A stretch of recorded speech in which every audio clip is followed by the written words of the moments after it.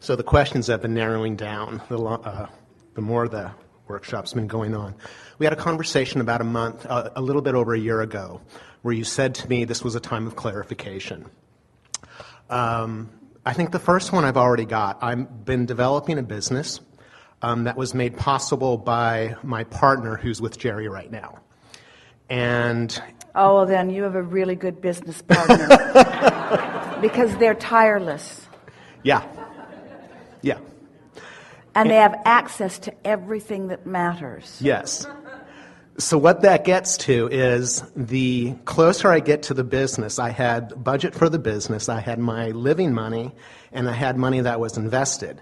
And now the living money's gone, and I find myself starting to stretch things out. And it's like, you don't have to do that, because if money's source is going to be taking care of you. Well, it's also important to keep things in balance. Sure. Because we talked earlier about the two worlds that so many of you are living within, and you have one foot in one world and one foot in another, sometimes it seems. And so it's a good focus for you to think about balance, because that's what we've been talking about all day here today.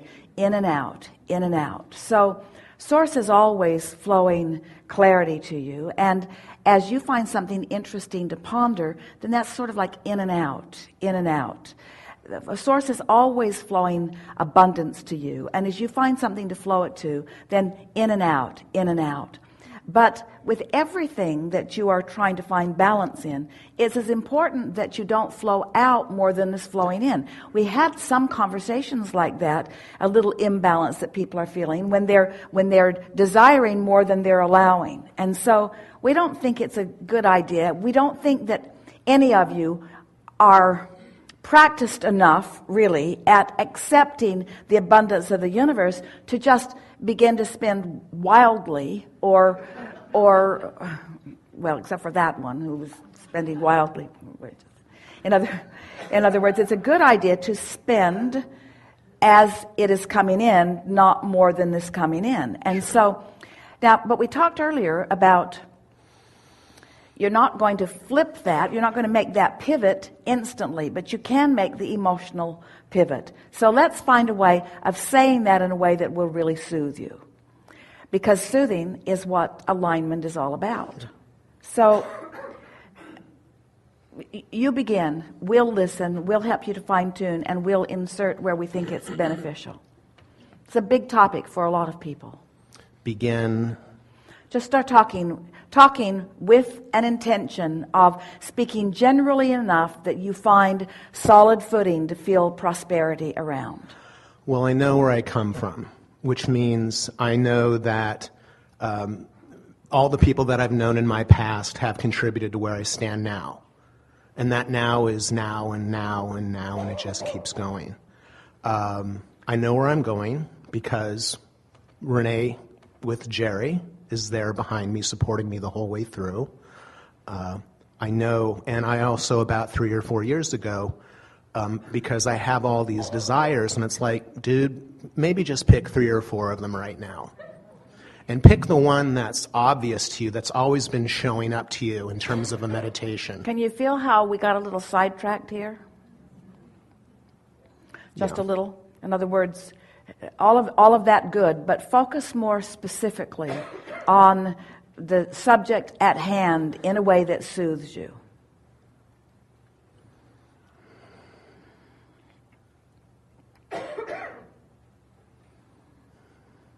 You started out by saying, I'm very fortunate. Yes. Whatever I'm wanting does flow to me. It does come to me. I've been very fortunate also.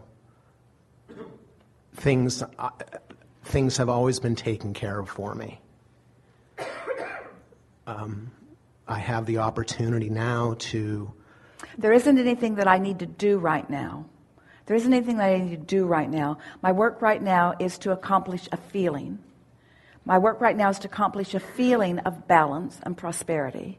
My work right now is to accomplish, to create an atmosphere. Because you see, it's really easy, and it's easy for all of you, and we don't mean, the word easy isn't what we're reaching for. It's logical or it's your knee-jerk reaction to want to jump into action, to want to try to figure out some action that will get things going in the right direction right away. We want you to resist the urge to act and to encourage the urge to, rather than taking action, to find a feeling place of well-being. A feeling place. In other words, don't buy anything, don't rent anything, don't hire anyone, in other words, no action, no action, no action. Just try to find thoughts that buoy you up in a subject of prosperity. Okay.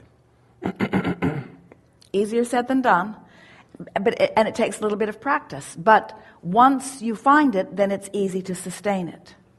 We have some questions for you. Do you accept that you are a vibration first and foremost? Yes. And do you accept that everything that you see in its manifested form is just energy or vibration that has had more momentum to it? Yes. So do you accept that vibration is at the heart of everything that is physical? Yes. And therefore vibration is at the heart of everything that is monetary? Yes. So there is a vibrational currency that you have access to immediately, that when you focus upon that vibrational currency and accept the isness of it, it will grow into enough momentum that then a monetary, see it, hear it, smell it, taste it, touch it, currency will flow into your experience. But you've got to stabilize in that vibrational currency.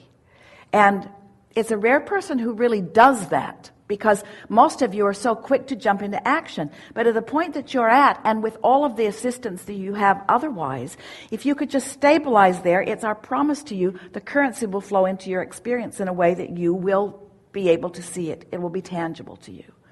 It's annoying to you. We know that it is, and it's what the whole subject of faith really is. Yeah. It's find a reason to feel good even when there's not physical evidence to feel good, because it's easy to feel good when the circumstance yields itself to you and causes you to feel good. So what we've been asking all of you to do all day here today is, rather than knee-jerk response to a circumstance, instead, create an atmosphere to which you are responding, which will then control the circumstances. You feel the way it works?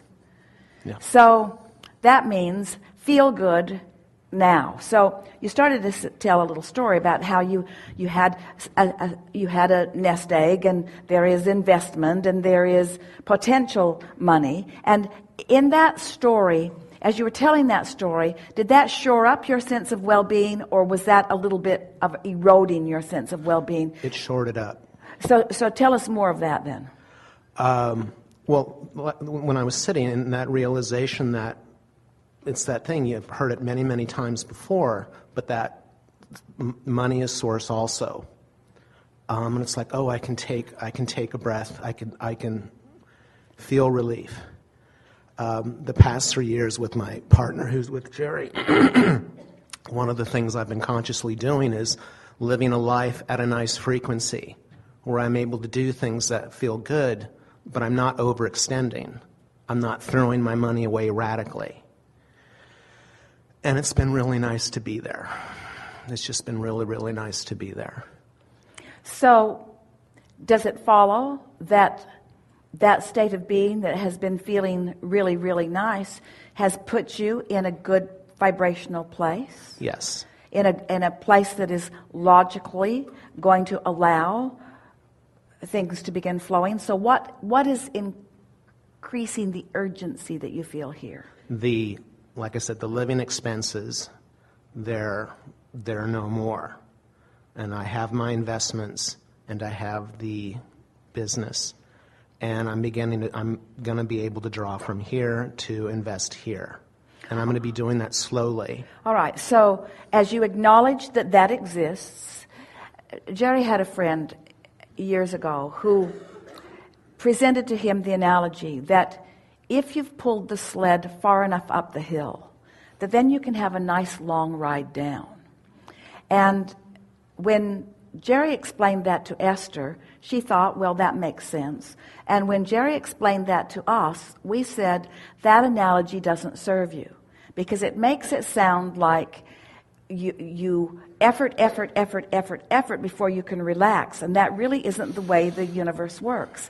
And yet there is a little bit of that contained in what you're offering here in terms of the practical way that you are approaching all of this. So the emphasis that we want to help you to activate within yourself is how well established you have been and still are. And it is our promise to you that a steady emphasis with a deliberate intent to increase the momentum of that feeling of well-being is the work for you to do right now. Budgets are interesting because with a budget or a balance, there are two aspects you can control, or that you want to put your attention in. One is what's coming in, and one is what's going out. And if those things are not in balance, then you get out of balance. If you spend more than you make, you get out of balance. But when we are talking about a vibrational currency, which is the currency that we're talking about, then worrying is spending more than you're letting in. Mm-hmm. Fretting is spending more than you're letting in. Yeah. Getting too deliberate, getting too controlled, strong feelings of deprivation is not spending less than you're letting in, it's spending more than you're letting in vibrationally. Can you feel the difference? So it's interesting, if we're talking about actual money, then a budget would be don't spend more than you've got. And yet if we're talking about vibrational currency, we're saying deprivation is not letting the currency in. That's a really important thing to acknowledge. So that's the balance, and we think you're doing a good job of it. We can tell by your opening words to us. So as you acknowledge, there's plenty there, there's plenty in reserve, all is really well, there's never a reason for me to panic, and certainly not now. I'm sitting in a good financial place, more is on the way, there's plenty in reserve, all is well with me financially, and just keep talking to yourself like that until the urge to have this conversation does not exist within you anymore. Okay, I have one more question. Yeah. About 10 years ago, I actually heard this voice in my head that says you need to pull as many people through the portals as you possibly can. And I'd like some clarification about that, because I don't want it to be a need. Well, the most significant thing is that anything that you're hearing is an indication of where you were when you heard it, more than anything else. And it's interesting, as we were talking earlier, about how when we have more than one conversation, they're usually pointed at the same thing. And so it's that sort of sense of urgency. It's that sort of, in both conversations that we've had here just now, there's this sense that I'm on the right track and that I'm tuned into the right things, but there is a sort of sense of urgency about it because things are closing down, and that just is never the case. Yeah. There is no urgency. There is nothing at stake.